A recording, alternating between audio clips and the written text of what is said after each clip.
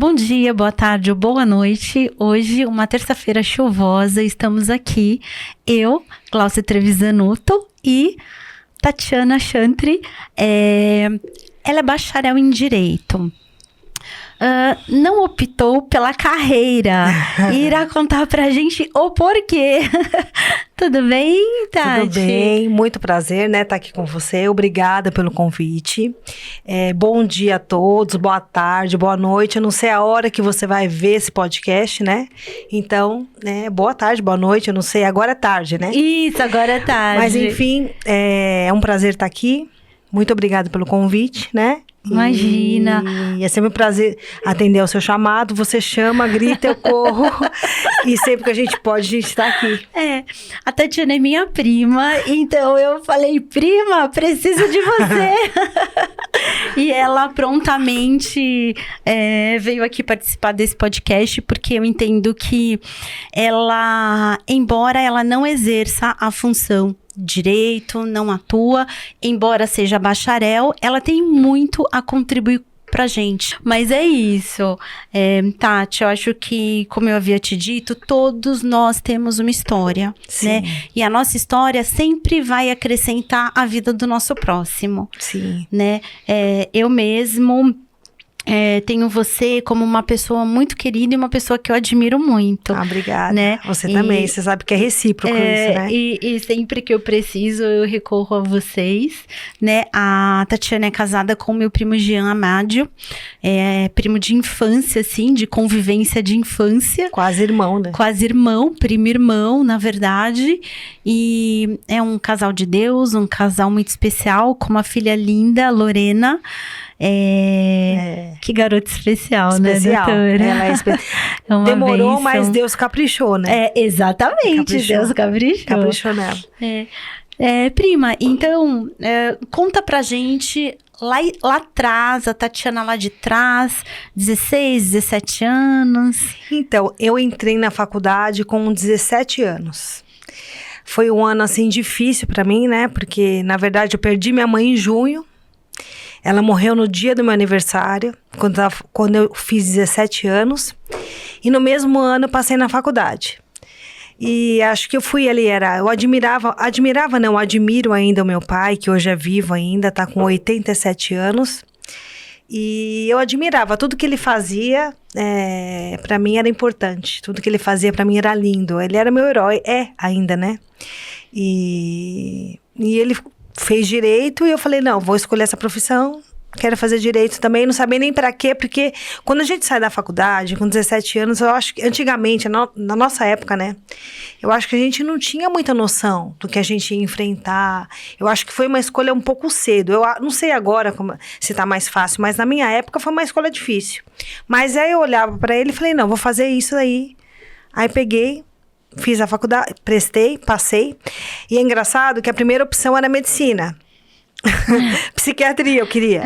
E a segunda, direito. Eu falei, bom, se não der a primeira, eu vou ficar na do meu pai mesmo, que vai dar certo. Mas enfim, não deu, né? Medicina bem mais difícil, mas totalmente diferente uma da outra, né? Sim. E aí deu certo no direito. Eu imaginei que o seu pai fosse contador, mas ele era advogado e ele é advogado e contador. Os dois. Ele teve o escritório de contabilidade por 50 anos, né? A minha mãe, enquanto viva, trabalhou com ele. Depois eu trabalhei com ele a vida inteira também, né? Só não estive com ele ali enquanto eu fiz estágio, né? Mas depois só com ele, né? E ele era técnico em contabilidade e bacharel em direito, mas tinha OAB, tudo. Eu sei que a OAB dele é 80 mil, você imagina? Sim. Ele se formou numa época que a OAB ia na faculdade fazer a prova. Entendi. Então, é algo muito significativo. Ele ia para Bragança Paulista todos os dias. Nossa, que esforçado, muito né? Esforçado. Ele trabalhava o dia inteiro e à noite ele ia para a faculdade. Entendi. Né? E foi difícil, porque eu era pequena, eu fiquei doente na ocasião, por muito tempo. Aí ele teve que parar, teve que trancar a faculdade, voltar. A história do meu pai é bonita. Dos meus pais, né? Os dois tiveram uma história de superação. Minha mãe veio de Portugal com 17 anos. veio no navio cargueiro, né? Ficou 40 dias no mar, atravessando para chegar aqui. Veio pra cá, trabalhou na feira. Meu pai era engraxate. Se conheceram no ônibus.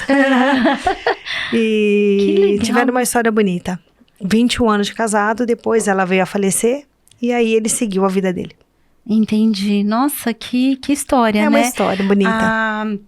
Acho que há 2 semanas atrás eu fui no Museu do Imigrante, né? Ali no Brás. Sim. E, por exemplo, para você que tem a história da sua mãe de ter vindo de lá no Sim. navio 40 dias. Sim. Eu acho que é muito significativo, né? É significativo, história. demais. Eu, assim, a primeira vez que eu pisei em Portugal, eu achei que era como se eu estivesse ali pegando nela novamente, né? Foi muito forte, foi muito... assim, porque como ela faleceu com 17 anos, quando eu tinha 17 anos, já tem muito tempo, já tem mais tempo sem ela do que com ela. Então, às vezes, assim, falha um pouco as lembranças, fica um pouco para trás, né? Até mesmo eu acho que o subconsciente da gente, ele abafa pra gente não sofrer, né? Sim. Mas quando eu tive lá, eu pude me deparar com cultura, com hábitos que ela tinha, que eu não lembrava mais, que o tempo foi apagando. E aí tudo aquilo veio à tona, assim, e hoje... Eu não sei se meu coração tá aqui ou tá lá. Emocionante, né? Demais. São as raízes, São né, as raízes. doutora? O sangue, ele grita. Eu acho que você, assim, quando eu fui pra lá, cada atitude de português, e pude entender muitas coisas que ela fazia, que às vezes eu não entendia. Muitas coisas, a forma que meus avós levavam a vida ou nos tratavam, né? E eu achava rude, mas depois quando eu cheguei lá e vi a cultura deles, eles são muito diferentes da gente, né?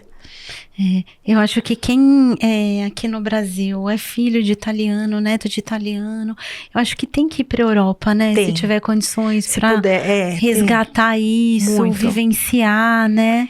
Pra gente entender a forma, porque eles são diferentes, eles não têm meio termo, eles falam o que eles têm que falar, eles não pensam que eles vão ofender, porque eles acham que eles estão sendo, o certo é falar a verdade. Então eles não maqueiam. O que eles têm que falar, eles falam. E às vezes pode parecer grosseria pra gente aqui. Mas pra eles lá é super normal. Eles não estão te ofendendo. Eles não estão sendo mal educados. Eles estão sendo eles. E quando a gente vai para um lugar assim, você entende, né? Isso de norte a sul, todos são iguais. Então, é muito legal. Muito legal. E eu, ouvindo você falar, eu fiquei pensando que nem todo mundo tem essa sensibilidade de entender que você teve, Sim. né? Porque às vezes as pessoas falam, eles são rudes, eles isso, eles aquilo, mas na verdade, né, é uma cultura realmente... ser sincero o máximo possível, Exato. né, Tatiana? A gente aqui, assim, a gente acha que o idioma é igual, e acha que eles são iguais, acha que é uma extensão, mas eles são diferentes. Culturalmente, eles são diferentes. E tudo bem. Tem coisas em nós também que eles não entendem, e tudo bem. É só se respeitar que a gente consegue conviver. Sim, com certeza. Você já foi pra lá mais que uma vez, né? Já fui. Uma vez eu fiquei no sul, né? Lisboa, Cascais, aquela parte de baixo. E depois fui pro norte, Porto, Aveiro.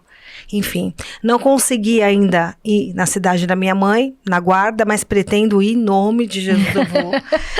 Porque é distante, né? E eu tava lendo ontem, inclusive, é a cidade mais fria de Portugal, é onde minha mãe nasceu, né? E é uma vila. Pra quem gosta do frio, que legal. Eu amo, né? Então, mas eu vou sim. Nossa, que legal. Então, quer dizer, sua mãe veio de lá com os pais dela, 17 anos, para se adequar. Ela veio direto para São Paulo? Direto para São Paulo. E eles eram em 4 irmãos e vieram todos separados. Olha isso, gente. É uma coisa, né? Sim. Primeiro veio meu avô com um filho mais velho. E depois veio a minha avó. E minha mãe ficou para vir por último. Veio com uma vizinha de lá. Que depois se tornou vizinha aqui no Brasil. Entendi. É uma história muito bonita. E tudo que eles conseguiram, todos os meus tios depois aqui se tornaram homens bem-sucedidos, pais de família, que foram bons pais, bons maridos. A história é bonita dos meus avós. O dia que a gente foi no museu, a gente estava conversando que a diversidade, às vezes, ela faz com que você se sobressaia, lute mais, trabalhe mais, Sim. né? Do que, às vezes, quando as coisas já vêm meio que Sim. mais fáceis, né? Sim, assim, eles trabalhavam muito, não foi nada fácil, eles trabalharam muito, a minha mãe trabalhava demais. Eu acho que até trabalhou muito, porque acabou faltando, né? Assim, ela ficava muito ausente por causa do trabalho. E isso foi uma coisa que também me fez compreendê-la melhor, né? Porque antes, naquela fase da aborrecência, né? Sim. Da adolescência, jovem, a gente fica meio revoltado pela ausência dos pais, pela ausência da mãe, né? Porque ela trabalhava, ela só sabia trabalhar, porque passou tanta necessidade que não queria mais passar, né? Sim. Então ela trabalhava muito e aí depois, e eu não entendia, mas aí quando eu fui pra lá eu vi que é hábito deles. Sim. Português trabalha muito, é lógico, gente, tem exceção, né? Em toda profissão, mas assim, eles trabalham muito, né? Muito. E assim, né? Na verdade, ela trabalhava com seu pai. Sim. É porque, você vê engraçado, né? Não tô fazendo apologia a não estudar, tá bom? Era outra história, outro tempo, outra, né? Mas a minha mãe não tinha a 8ª série na época, né? Acho que ela fez até o 5º ano do ginásio. Mas uma pessoa extremamente inteligente. Sim. Assim, extremamente hábil, falava bem, se comunicava, todo mundo gostava dela. É engraçado que, assim, meu pai era formado em técnico, contabilidade e direito. Mas a minha mãe tocava o escritório. Tá vendo, entendeu? né? É diferente. Sim. Né? E eles trabalharam juntos a vida inteira. Entendi. E você, filha única? Filha única. Como é que é filha única, assim? Gente, eu amo. Eu amo ser filha única, amo. É lógico, tem os prós e os contras, né? Agora meu pai tá mais idoso, 87 anos, demanda muito mais cuidados, né? Sobra tudo pra mim. Sim. Mas eu também tive o bônus, eu tenho que estar feliz com o ônus, né? Sim, sem dúvida. Tem bônus e ônus em tudo. Mas eu gosto. Ai, que legal. Tomara que não apareça nenhum filho do meu pai por aí perdido. Assistiu o podcast e falou assim, olha, acho que eu vou fazer porque eu gosto da minha condição. Eu gosto. Eu deixo pra filho pro Jean, né? Que tem vários irmãos. É verdade. Deixa eu sozinha. Sim, tá certo. E aí você fez direito em qual faculdade? Universidade de São Francisco. Antes que achem que eu sou muito inteligente, não é a USP. Porque quando fala Universidade de São Francisco... Tem gente que eu deixo, tá? Porque aí você passa por inteligente. Mas você sabe que na época que eu me formei, eu acho até, era 14 alunos por vaga. Sim. Por alunos não, candidatos. Sim. 14 candidatos por vaga. Você foi bem. Fui bem. Com certeza. Né? Não fui, né? Porque eu saí da faculdade, do colégio e já fui direto. Não prestei concurso, não fiz cursinho, nada. Foi ótimo. Foi ótimo, né? E aí fez a faculdade? Fiz a faculdade. 5 anos, né? Sim. E eu gostava bastante. No início foi bem, sabe...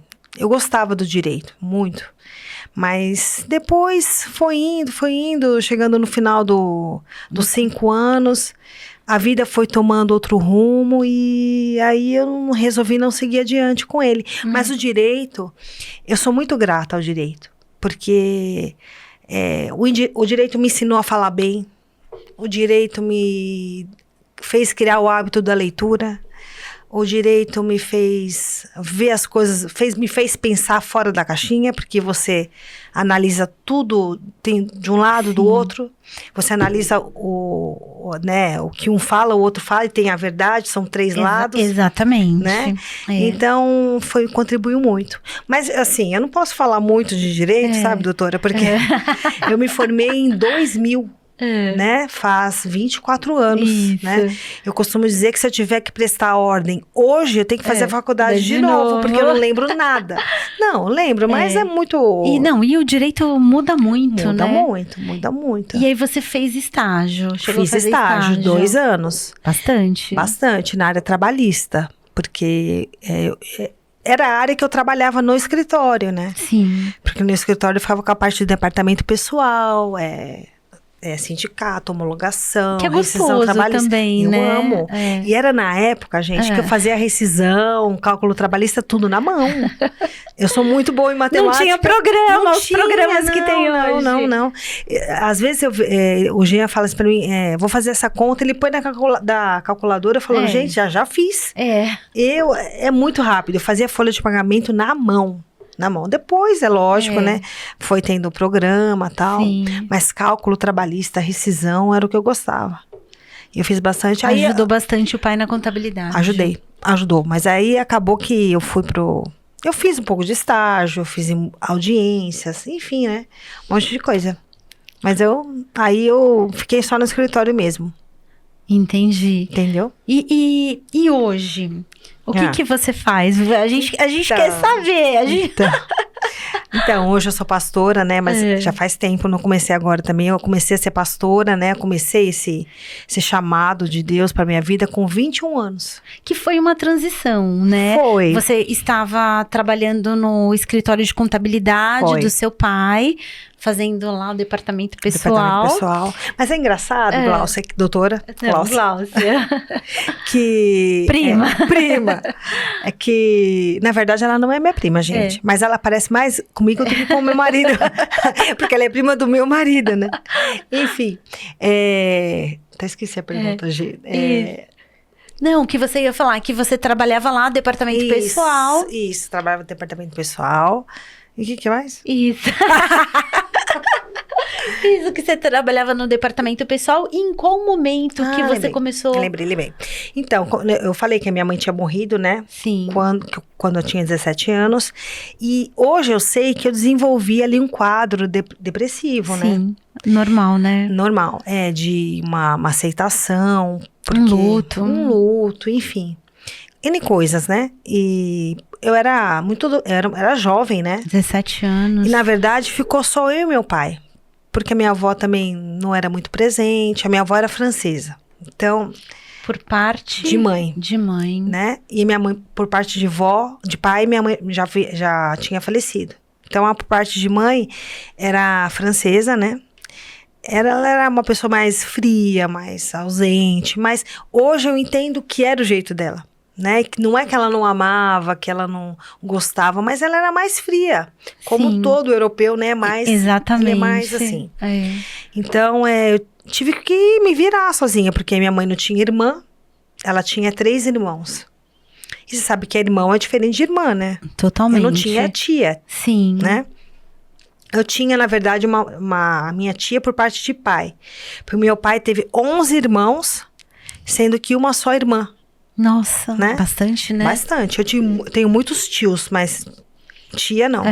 Só tinha uma por parte de mãe. Mas também ela faleceu logo, então eu tive que me virar, eu e meu pai. E aí eu descobri que eu fui desenvolvendo um quadro de depressão e tal. E foi se agravando. E aí chegou uma hora que não deu mais. E eu tive um encontro ali com Jesus. E ele mudou minha vida. E como sempre fui uma pessoa muito, assim, 8 ou 80. É difícil pra mim, gente, achar um meio termo. Ou eu amo ou eu odeio. É que nem o Corinthians, ou você ama ou você odeia.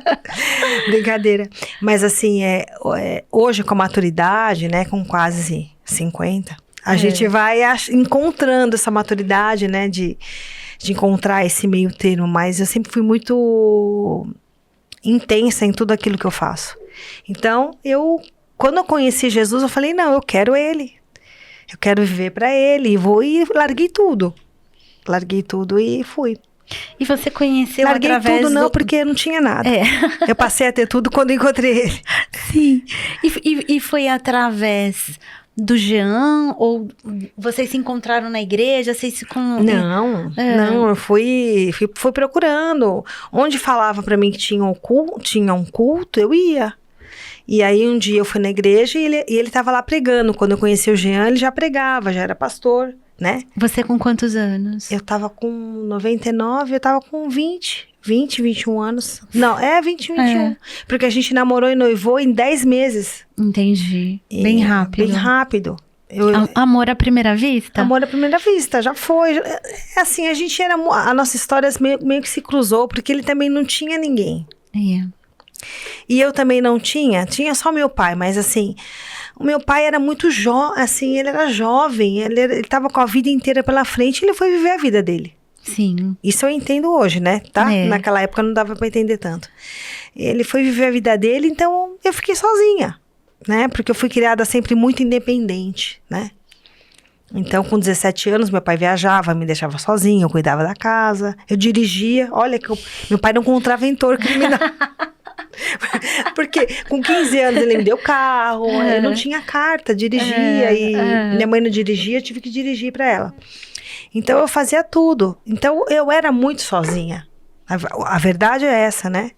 E aí eu fui pra igreja, quando cheguei lá encontrei tudo. E ele tava pregando, eu achei ele chato na hora, bem antipático. Esse pregador.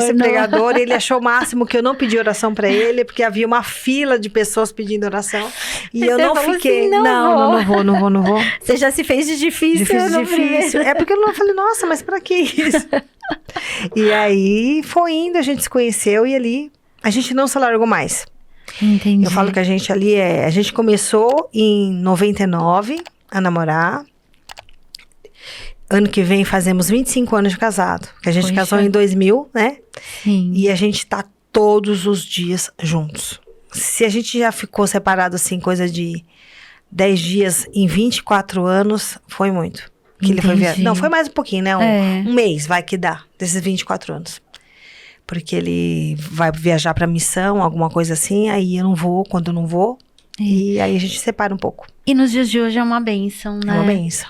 E assim, é o pastor e a cantora, é isso? Eu falo cantora, né?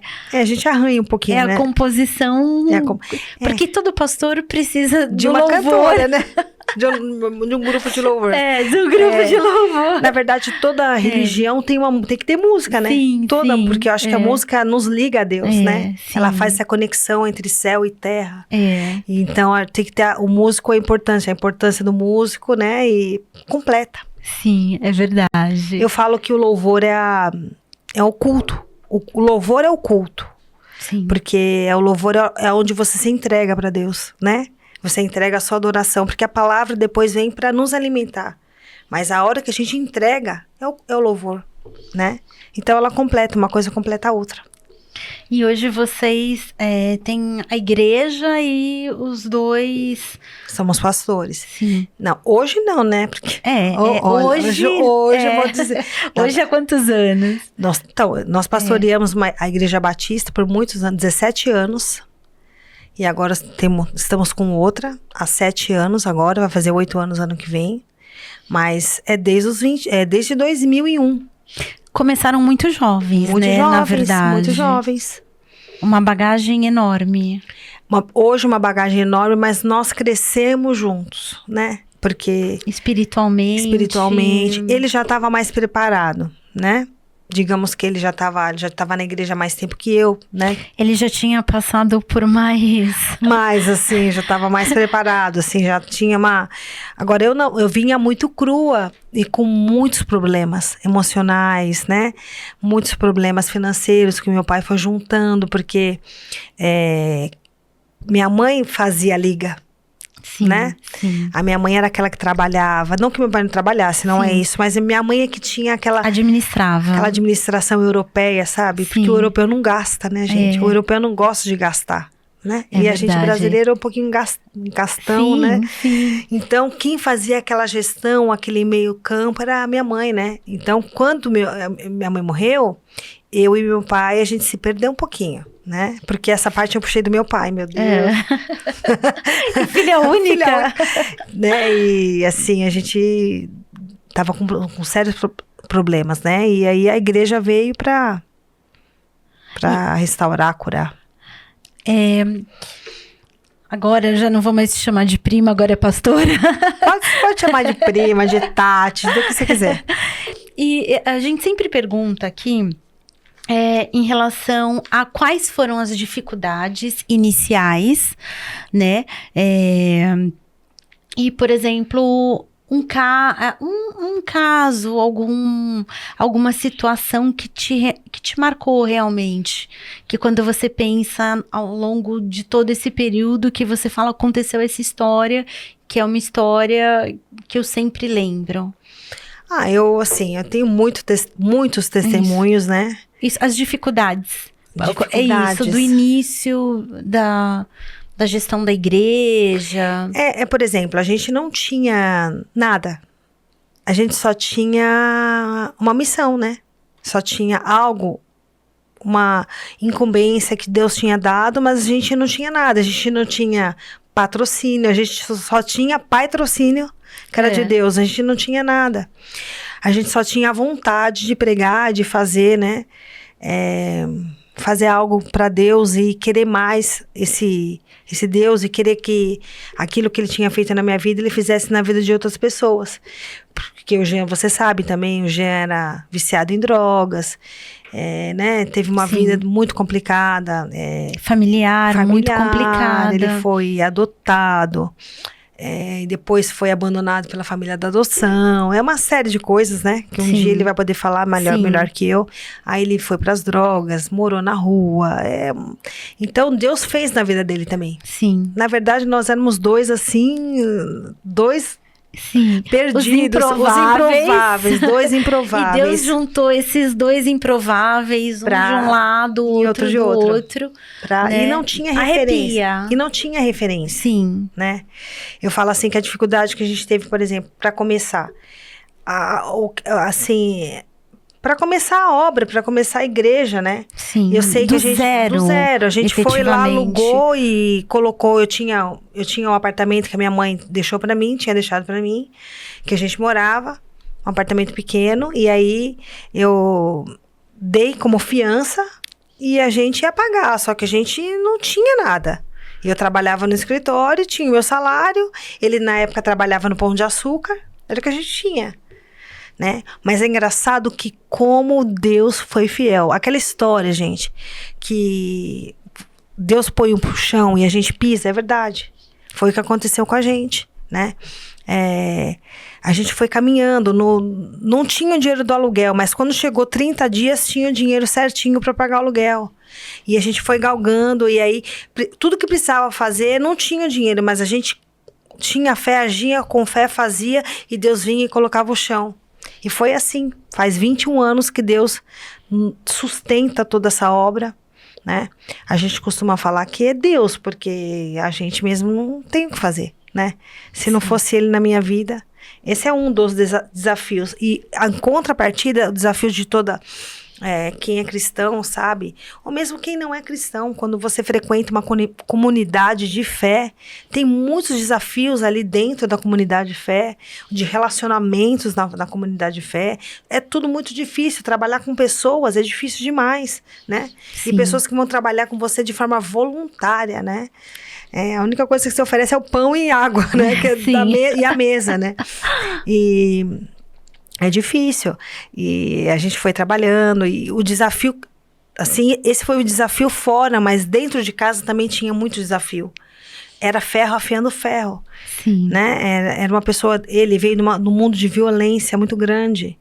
Drogas, violência, abandono, e eu aqui também. Estado de rua. Estado de rua, né?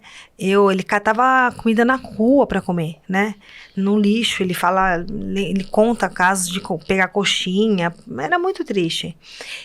Eu aqui da minha parte nunca me faltou nada, né? Assim, teoricamente, né? Mas ao mesmo tempo me faltava tudo, né? A presença, porque é muito mais do que... na verdade, meu pai era provedor. Sim. Né? Mas precisava mais, né? Sim, atenção, ainda mais para uma jovem, né? Uma menina de 17 anos que acabou de perder a mãe. Exato, né? Uma crise de identidade, porque você não se enxerga, eu não tinha modelo.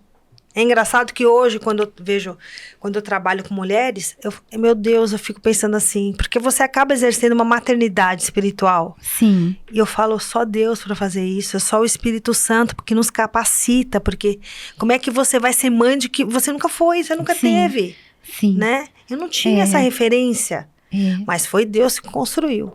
Foi Deus. E o meu casamento serviu para tudo isso, porque a gente tinha muito problema. A gente não separou porque Deus segurou. Porque era muito problema, muito problema. Porque a gente não tinha... A gente brigava demais. Era 2 mandão, eu mandava mais que ele não deixava mandar.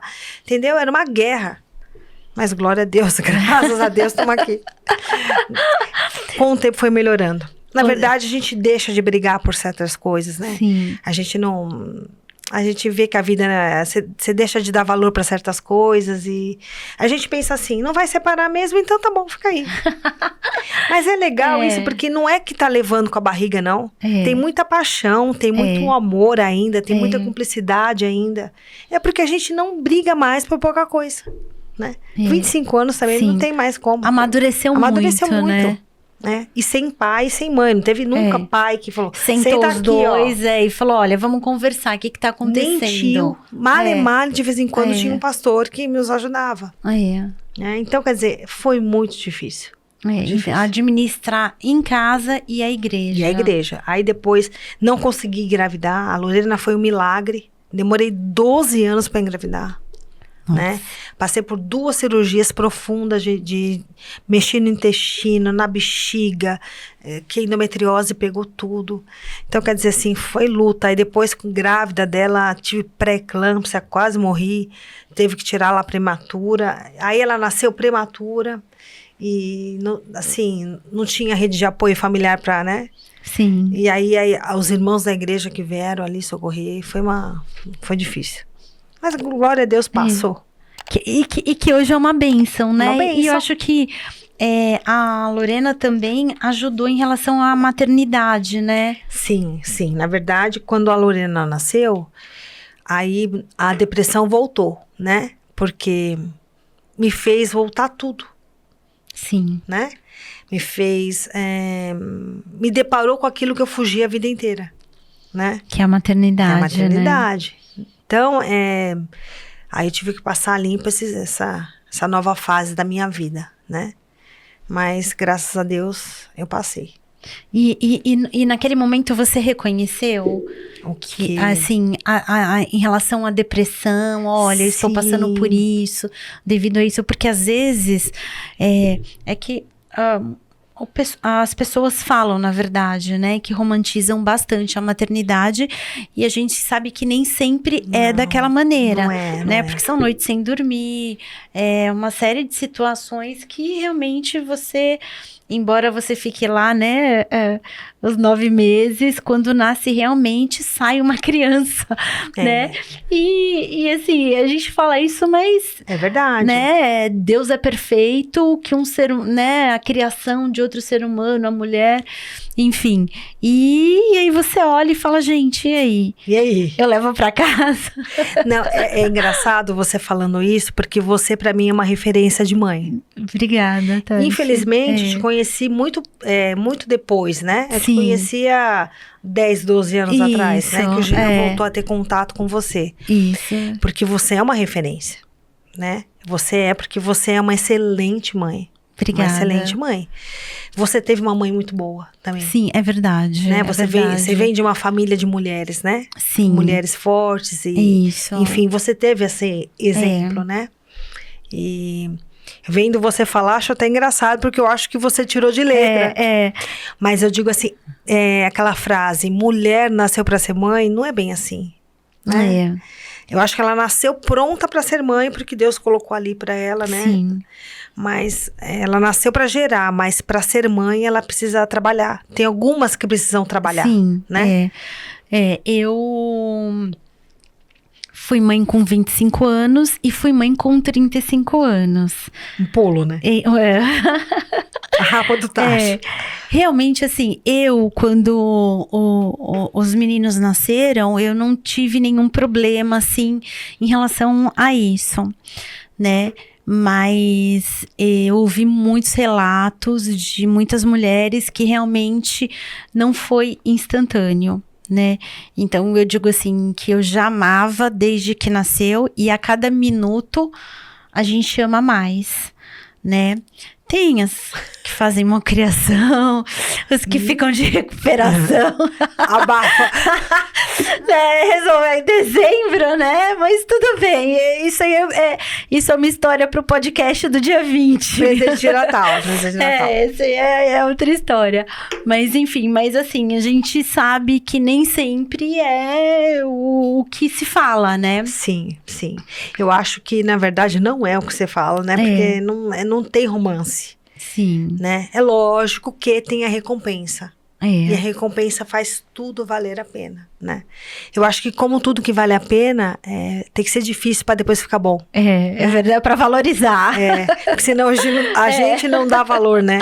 Eu acho que a beleza da maternidade tá nisso. Sim. E no crescimento da mãe, né? Porque eu vejo que a mãe cresce com o filho. Né? Mas eu acho que você, a mulher que tá ouvindo, sei lá, você não precisa se cobrar tanto. E você não precisa achar que você nasceu para isso, mas você pode aprender, né? Sim. Porque ser mãe é muito bom. É verdade. Né? É verdade. No fim é muito bom.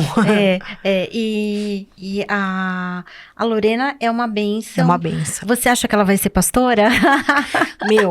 Ela tem mais liderança do que eu. Gente, a gente tem que segurar. Eu falo, Lorena, segura. Porque Lorena. A menina ela já é, né?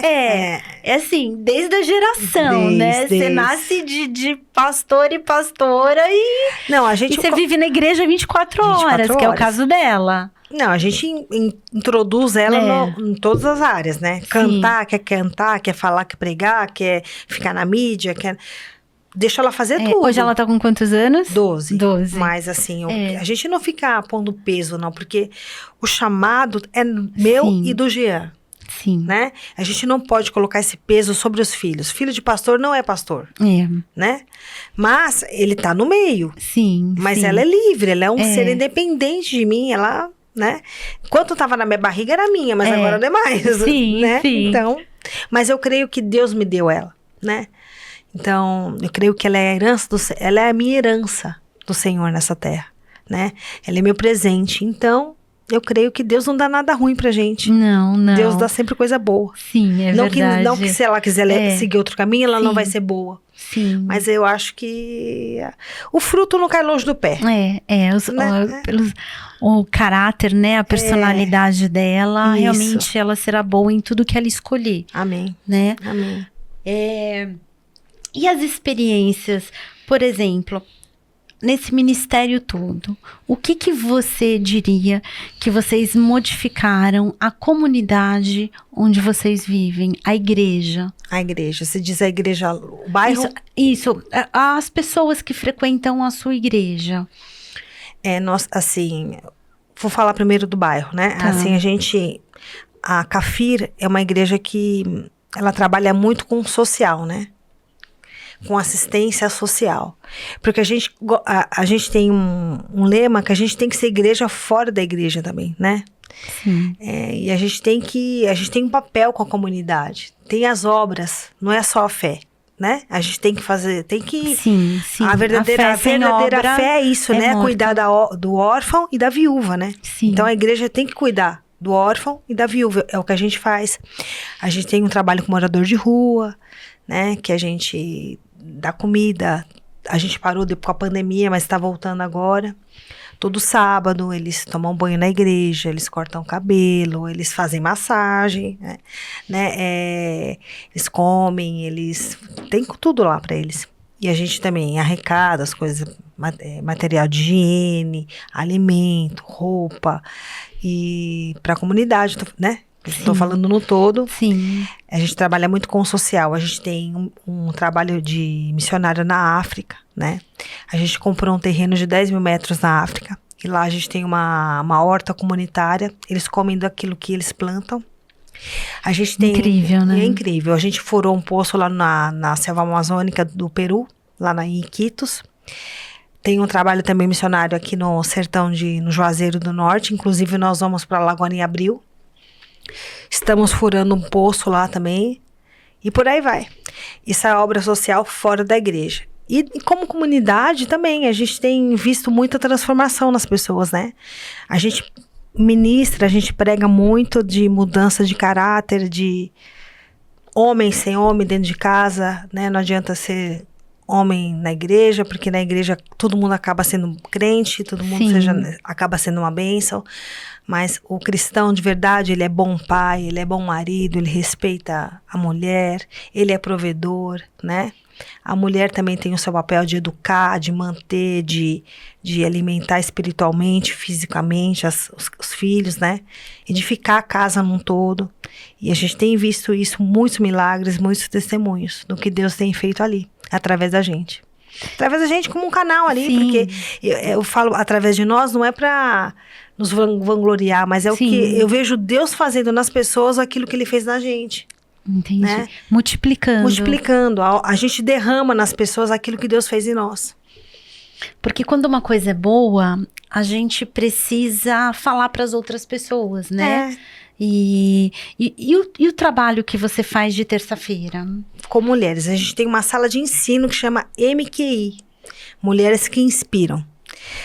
Toda terça-feira a gente tem uma sala de ensino, porque eu via que é bom ter culto de mulheres, mas o bom mesmo é toda semana estar junto, porque a gente faz uma reciclagem, sabe? Faz a correção, faz aquela manutenção, porque uma casa precisa de manutenção. Sim. Porque senão ela cai, né? E mulher tem muitas coisas, a vida da mulher é muito complexa. Né? Porque Deus foi muito bondoso com a gente. A mulher tem capacidade para fazer tudo, gente. Qualquer área que a mulher vá, ela se dá bem, ela faz, ela dá conta fora, conta em casa, na igreja, mas a que preço, né? Sim. Então, ela precisa de manutenção, ela precisa ser olhada. E hoje, o evangelho, a igreja, assim, eu não sei, eu creio até que outras religiões, a maioria é mulher ainda, né? Sim. Acho que com exceção do islamismo, posso estar falando besteira, que tem mais homem, mas as outras religiões são mais femininas. Então, a nossa representatividade é muito grande. Então, eu vi a necessidade disso, delas serem olhadas com mais cuidado. Então, nas terças-feiras, é um treinamento. Não só eu ministro, mas tem outras irmãs lá, que também têm histórias de vida fantástica. E elas ministram, a gente traz uma palavra, ora, escuta, aí depois tem tempo de comunhão, a gente tem um coffee break e fica ali junto. Porque às vezes, igual você falou, o culto das mulheres, de mulheres, era uma vez por mês. Uma vez por mês. Uma vez por mês, né? Que é uma bênção. Mas tem que ter, tá? Tem que ter. Mas esse convívio de toda terça-feira e as mulheres estarem ali, porque às vezes acontece uma coisa na minha casa que eu acho que não acontece na sua.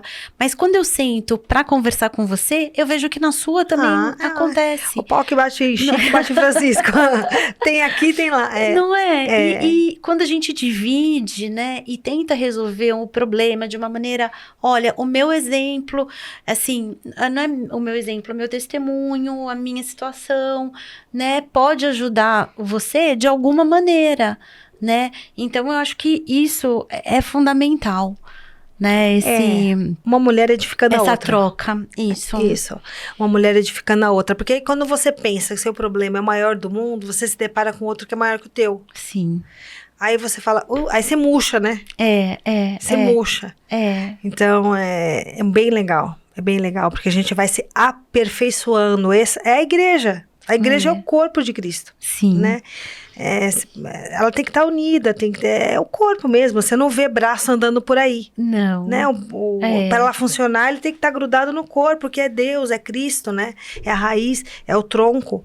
E a igreja é o corpo, tem que estar junto, porque ela vai se aperfeiçoando, vai se moldando. É a Arca de Noé, né? Sim. Você imagina que confusão que era a Arca de Noé, né? É isso a igreja. É verdade. É a igreja. Mas é melhor estar na igreja do que lá fora. Né? Exatamente. E vocês têm esse trabalho para homens também? Tem. Aí tem a versão masculina, né? Que é o Homens de Honra. Que legal. Né? Que aí é de segunda-feira, que o Jean ministra na mesma pegada, assim, os homens. É diferente, né? Porque o homem, eles são totalmente diferentes. Eles fazem mais churrasco, eles fazem mais Futebol. Eles têm outra pegada, eles vão pra sítio, vão pra acampamento, sabe assim, pra monte. Eles têm outra... Mulher é mais, né? Sim. Mas tem um trabalho pra eles também, semanal. Nossa, que interessante, né? Interessante. Eu acho que é importante você estar falando, né? O que a igreja faz, o que vocês fazem como mulher, né? Todas as terças-feiras e ele às segundas-feiras, porque quem quiser ir... Lógico, né? são Você muito quer bem-vindas. passar endereço, telefone, amém. a hora do jabá? A hora do jabá. Então, a igreja chama Cafir, Casa Apostólica Filhos no Reino. Se você quiser ver na internet, no Instagram, tem lá a Igreja Cafir, né? Nós estamos ali na Avenida 1, em Pirituba, na Avenida Elísio Cordeiro de Siqueira, 1462. 1462. E pode nos acompanhar. Eu tô no Instagram, Tatiana Chantre, e dele tá Jean Oficial, alguma coisa assim. Jean AP Jean Oficial. E nós temos culto ali de quinta às 8 e domingo às 10 da manhã. E tem a sala de mulheres, né, que inspiram terça às 8 e homens de honra segunda-feira às 8. Mas agora nós estamos de férias nas salas. Nós tivemos uma confraternização eu vi muito legal pelo Instagram, foi lindo. A gente balões, foi no buffet. Foi rosa e laranja. A paleta foi rosa, laranja e verde. E foi linda. muito legal. Agora a gente deu uma paradinha, mas fevereiro tá aí. E deixa eu te fazer... nas salas, tá? Sim, não. Tá. E deixa eu te fazer uma pergunta. A vida de, né, pastora é fácil pra quem tá ouvindo? Nossa, não, gente. Não para, não é não. Eu acho que é só mais difícil, não é mais difícil que advogado, brincadeira. Não, as duas são meio difíceis. Mas eu acho que é diferente, né? Sim. A gente acaba trazendo para dentro de casa o que não deveria, o problema dos outros, né? Eu acho que o advogado também, eu acho que foi isso uma das coisas que me pesou, que me fez, assim, abandonar um pouco o direito, é isso, porque eu sou uma pessoa que eu pego muito para mim, no problema das pessoas. Eu me empatizo muito, muito rápido. E aquilo se torna meu e eu fico... E aquilo me faz mal, né? Sim. Você sabe que eu tive, né, um negócio, um treco. Eu falei assim, eu não posso ficar mais... Exatamente. Mais nervosa, mais ansiosa, mais... É muito sério isso. Porque, por exemplo, alguém me fala alguma coisa, eu fico a noite inteira, às vezes, pensando no problema daquela pessoa, né? Eu fico preocupada, eu tento ajudar, É lógico que agora você vai aprendendo, você vai se guardando um pouquinho mais. Se preservando. Mas nem sempre foi assim. Né? É mais difícil, é mais complicado você lidar com as pessoas, né? E você lida de uma forma... Porque você não é um médico, você não é um psicólogo, não é um médico, você é só um assessor espiritual. Digamos assim. Digamos assim, né? Não existe nenhum... não existe um honorário, não existe uma cobrança, você é tudo voluntário. Sim. Então, é uma troca, né? É um relacionamento que você tem que tratar. E acaba que a igreja, as pessoas da igreja vão se tornando sua família, né? É verdade, uma grande família, né? E como toda boa família tem problema. Sim. Porque justamente se torna uma família. Porque as pessoas na comunidade de fé é quinta e domingo. Terça, quinta e domingo. E fora na internet, todos os eventos que você vai fazer, sempre tá todo mundo, e aquela coisa. Ou seja, chamada para aniversário, batizado. Direto. Casamento. Direto. E velório. Velório, é a gente. E a gente faz velório de manhã, casamento à noite, e assim, vai que vai. Eu sou de uma outra igreja e, né, embora vou nos cultos de mulher, né? Mas assim... acho que um mês retrasado encontrei com um pastor 4 vezes no mês para velório. Jesus. Né? Então, né, pastor, e nós aqui de novo, né, infelizmente, né, tá não só na igreja. Não, e é hospital, tá enfermo, a gente tem que ir, em casa, a gente tem que ir levar a ceia, vai orar, fazer as visitas, tudo. A gente fica 24 horas, né? E a gente atende 24 horas, né? E o Jean agora tá fazendo psicologia, então tá ampliando mais, né? E agora ele tá conseguindo administrar vai melhor, agregando, né? E aí você vai... a gente atende. Se você abrir o meu WhatsApp agora, tem um monte de mensagem que eu não respondi hoje. Entendeu? Ou seja, os advogados vêm aqui e falam, tem um monte de WhatsApp para responder os clientes. Você também tem, só que de uma maneira diferente. Mas eu acho muito legal. Eu assim, não falo isso pra me, né, envaidecer, mas eu amo ouvir. Sim. Eu amo ouvir. Eu tô falando pra caramba aqui com você, né? Porque aqui é um podcast. Isso. A gente tem que falar. Eu vim aqui pra falar. Mas eu ouço muito. Termino o culto, eu sou a última que saio. Porque a fila, né? Tem a fila. Eu escuto todo mundo. Tem gente que me pega lá e fica ali. Tem umas que falam, eu queria falar com você, eu não conseguia. Porque me pega. E eu ouço, porque eu entro na história da pessoa. Analisa. Parece que passa um filme. E eu vou, assim, sabe? Assim, tem uma história de uma moça que tá indo na sala, né? Que ela perdeu a filha tem 2 anos. 1 ano e pouco. Olha que engraçado. Assim, engraçado que eu digo, a coincidência. Sim.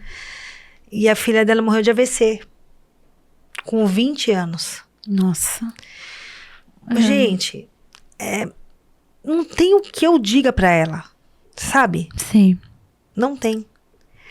E ela veio, assim, numa fase que também mexeu comigo, porque eu também estava vivendo algo, né? E assim, ela chorava, ela só chorava. Eu abraçava ela urrava, e eu falava, eu queria ter o poder de abrir o teu coração e tirar essa dor, porque eu não consigo. E é só o Senhor mesmo. Mas é tão bom você poder ser o abraço que ela precisa. Sim. Valia muito pra mim. Porque é uma dor que eu acho que não tem o que sarar. Né? Não tem. Essa mãe ficou marcada pro resto da vida. Não existe como é que você chama uma mulher que perde um filho? Não existe. Não, né? O filho que perde o pai, perde a mãe, é órfão. Sim. Né? O marido é viúvo. Sim. Pra mãe não tem. Mas a gente foi ali aquele apoio que ela precisa, lógico, ela tem outras pessoas, tudo, mas foi muito importante, muito significativo pra mim, poder, sabe, dar ajudar. Aquele abraço naquele momento, naquele momento, É gratificante, né? É doído, é difícil. É difícil. Mas é gratificante e é uma missão. É uma missão, E aí a gente começa a perceber que... Porque a gente que trabalha, assim, ministra a palavra, a gente percebe que o grande desafio daquilo que a gente ministra é que Deus faz a gente passar por dentro daquilo que a gente ministra. Ou seja, eu tenho que pregar aquilo que eu vivo e eu tenho pregado o que eu vivo mesmo. Porque você passou por uma situação... Passei, passei, tive um AVC agora em 1 ano e meio atrás, né? Com 47 anos, meu mundo desabou. Por isso que eu falo que foi coincidência chegar para mim essa moça na mesma situação e olhar para ela e falar, meu Deus, eu sobrevivi, a sua filha não sobreviveu. De você se sentir até constrangida com o amor de Deus ali e de falar, Deus, porque eu e ela não, sabe? Algo que vem, tantas coisas, enfim, tantas perguntas sem respostas, né? Que um dia eu vou entender. Porque em Deuteronômio fala que aquilo que a gente tem que saber, Deus nos revela. Sim. Mas tem coisas que ele não... Exatamente. Né? Então, eu creio assim. Mas a questão do AVC também foi um grande livramento de Deus. Deus me livrou, me curou e eu tô aqui. Sim. Pra pregar mais, pra falar mais. Mas isso é um outro testemunho. Quando você quiser, vem aqui só pra falar disso. Porque, olha, foi um processo e tanto. Foi um processo e tanto. Eu falo que eu aprendi a viver com medo agora, né? Mas eu entendo que o verdadeiro amor, que é Cristo, lança fora todo medo. E todo dia eu peço pra Ele pela minha vida, pra me guardar, pra me livrar. Porque eu estava bem. E dormi e acordei com AVC. Depois do AVC. Então, quer dizer, é um choque, é um susto. Você tem que ressignificar, porque senão você para ali. Sim. Né? Mas, glória a Deus, eu tô aqui. Sim. E eu me lembro de um áudio que você colocou no Instagram cantando, né? Depois de ter passado por isso, né? Sim. E é um áudio que emociona, né? Eu acho que a sua vida, Sim. né? Mas a vida de quem te ama também, né? De superação, porque todos nós passamos, né? Sim.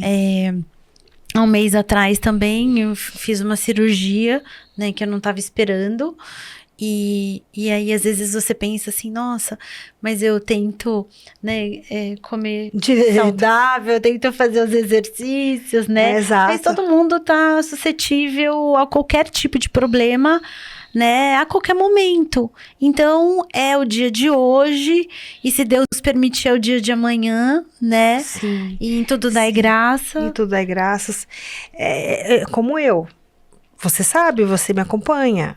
Dieta, academia, suplemento, tudo, né? Sim. Tanto que o AVC, eu fiz consulta com cardio, neuro, eles não encontraram o motivo de eu ter tido um AVC. Eles consideraram o AVC como idiopático, né? Sem causa definida, não tem... Foi algo que aconteceu que não era para acontecer. Mas, tudo coopera pro bem daqueles que amam a Deus. Sim. Né? Então, eu creio que isso tem cooperado para alguma coisa na minha vida e vai cooperar para a vida de outras pessoas. Né?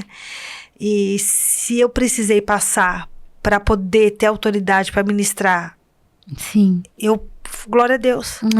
E Deus foi comigo em todo o tempo. E o mais importante disso que você falou é Deus mostrando que a gente não tem controle de nada.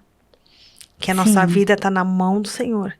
Porque quando você tem assim, no meu caso... um AVC, você... porque se Deus não tivesse intervido, eu poderia ter morrido. Sim. E os médicos não podiam ter feito nada. Né? Quer dizer, foi Deus. É Deus. Sim. Deus me mostrando, filho, não adianta você fazer dieta, fazer caminhada. Tudo isso é bom, tá? Sim, temos que fazer. Se cuidar porque eu acho médico, que quando a gente se cuida, o impacto é menor. Foi o que me ajudou. Foi porque eu tinha uma saúde. Mas assim... Mas se não for o Senhor que esteve ao meu lado... Sim. Sabe? Ele que me salvou, ele que me resgatou mais uma vez. A gente não tem todas as respostas. Não. Mas... eu acho que assim, quando a gente é temente a Deus, a gente sempre vai ver a situação pelo lado positivo. Eu lembro que há um tempo atrás eu passei por uma situação muito difícil e que, em vez de eu me lamentar, eu pensei assim, gente, mas tantas pessoas passam por isso, por que eu não poderia passar, né? Porque ninguém é melhor do que ninguém. E o mundo é um círculo, né? Então, hoje eu tô bem, amanhã eu não tô. E eu entendo que daí é a importância da gente ter a Deus e da gente ter o irmão, né? Porque é a ajuda dos irmãos. Né? Que fazem com que, lógico, a ajuda de Deus, mas a comunidade, né, doutora? Porque, Tati, pastora. Porque Deus fez Adão e Eva, né? Nós não somos feitos para viver sozinho, né? Então, eu acho que essa comunhão entre os irmãos e a temência a Deus, eu acho que é o que a gente precisa, porque realmente sem isso tudo fica muito mais difícil. E é a pergunta que o Espírito Santo fez para mim quando eu estava orando, perguntando a Deus, questionando a Deus, por que eu? Ele disse para mim, por que não você? É sério, é forte. Então, aí eu entendi que poderia ser eu. A Bíblia diz que os dias maus vêm para o justo e vêm para o ímpio. Sim. Vem para todos. O sol, todos. A chuva. Acabou. Você quer o ônus e o bônus. Sim.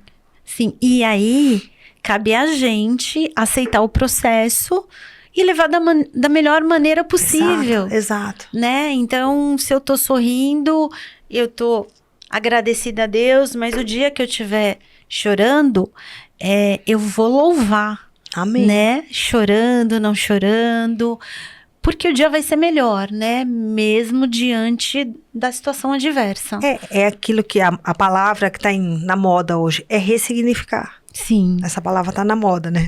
Sim. Então, mas é isso mesmo, é ressignificar, né? Mas glória a Deus que...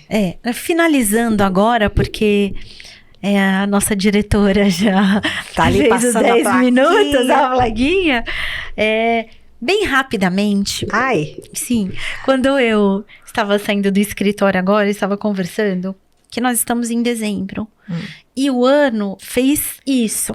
Nem fala. Né? Muito rápido. Tá.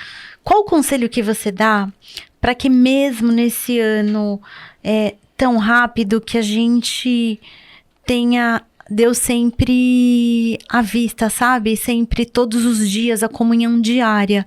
Porque parece, e tá na Bíblia, que os dias são mais rápidos, talvez, pra gente não dar a importância para as coisas importantes, isso. Né? Mais uma vez, a gente precisa ressignificar tudo, o nosso tempo, porque os dias são maus e estão cada vez mais abreviados, porque a volta de Jesus tá aí, né? Sim. E a gente precisa... Não dá mais pra gente perder tempo com aquilo que não deve ser perdido, sabe? Você não pode gastar tempo com aquilo que não vai edificar, com mágoa, com tristeza, em brigar com o filho e ficar de cara virada. Sim. A gente tem que voltar para dentro de casa, para aquilo que realmente importa, para nossa fé, colocando Deus em primeiro lugar. Porque tudo vem dele. Porque se não fosse o Senhor na minha vida, o que teria acontecido? Sim. Né? Se ele tem que dar vida, ele tem que levantar, é ele que me levanta todo dia, é ele que me põe de pé, é ele que põe a comida na minha mesa. Ah, não, você trabalha, mas se eu tô trabalhando, foi porque ele abriu a porta. Sim. Se eu tenho forças para ir, é porque ele me curou. Eu posso levantar minha mão, eu não falava. Sim. Eu não conseguia me mover. E ele me curou. Amém. Então, se não fosse ele, o que ia acontecer na minha vida? Então, se a gente não parar e rever algumas coisas, uma hora essa situação vai acabar parando a gente. Então, que a gente pare nesse fim de ano, reflita aquilo que precisa ficar no ano de 2024 e a gente vá para 2025 com novas expectativas, com novas aspirações e novos objetivos. Amém, Jesus. Amém. Amém. Me pegou de surpresa. E falou, quando fala rápido é pior. Foi ótimo, então foi tá ótimo. Tati, obrigada. Muito, muito obrigada. Obrigada. Viu? Foi um presente Foi um de Natal. Foi um prazer. Muito obrigada. Me chama de novo. Ok, tá vendo? Gente, muito obrigada. Ficamos por aqui. Até a próxima. Tchau.